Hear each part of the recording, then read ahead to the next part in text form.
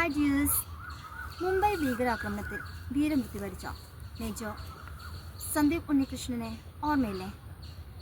തൻ്റെ സഹപ്രവർത്തകരെ മുകളിലോട്ട് വരുവാൻ അനുവദിക്കാതെ ഭീകരരെ മൊത്തം ഒറ്റക്ക് നേരിട്ട് വധിച്ച അദ്ദേഹത്തിൻ്റെ ആ ഒരു ധീരതയുണ്ടല്ലോ. അപ്പോൾ എന്തൊരു ധീരതയാണ്, അല്ലെങ്കിൽ എന്തൊരു ധൈര്യം എന്നെ എങ്ങനെയാണ് ഇംഗ്ലീഷിൽ പറയാമെന്ന് നോക്കാം. What A courage. എന്തൊരു ധൈര്യം, വാട്ട് എ കറേജ്. ഇതുപോലുള്ള വീരജവാന്മാർ നമ്മുടെ നാടിൻ്റെ അനുഗ്രഹം അല്ലേ? അതെങ്ങനെയാണ് പറയാം? What A blessing. എന്തൊരു അനുഗ്രഹം, വാട്ട് എ ബ്ലെസ്സിങ്. ഇനി എന്തൊരു അതിശയാണെന്നാണെങ്കിലോ, വാട്ട് എ സർപ്രൈസ്.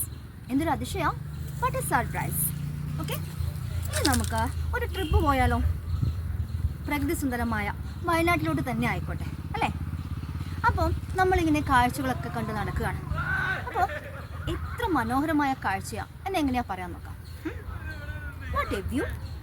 എത്ര മനോഹരമായ കാഴ്ചയാ, വാട്ട് എ വ്യൂ. ഇനി ഇതൊക്കെ കാണുമ്പോൾ നമ്മുടെ മനസ്സിന് വല്ലാത്തൊരു ആശ്വാസം അല്ലേ? അപ്പോൾ അതെങ്ങനെയാ പറയാം? What A relief.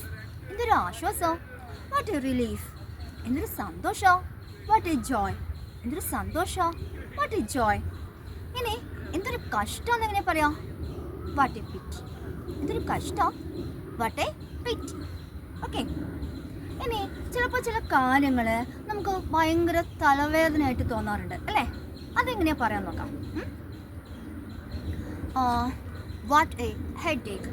ഇത്ര തലവേദനയുള്ള കാര്യം, വാട്ട് എ ഹെഡ് ഏക്ക്. അതുപോലെ ചില ദിവസങ്ങൾ നമ്മൾ പറയാറില്ലേ, ഇന്ന് എന്തൊരു ദിവസമാണ്. How can you say that in English? What A day.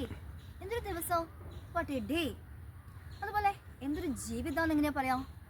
What A life. So simple അല്ലേ?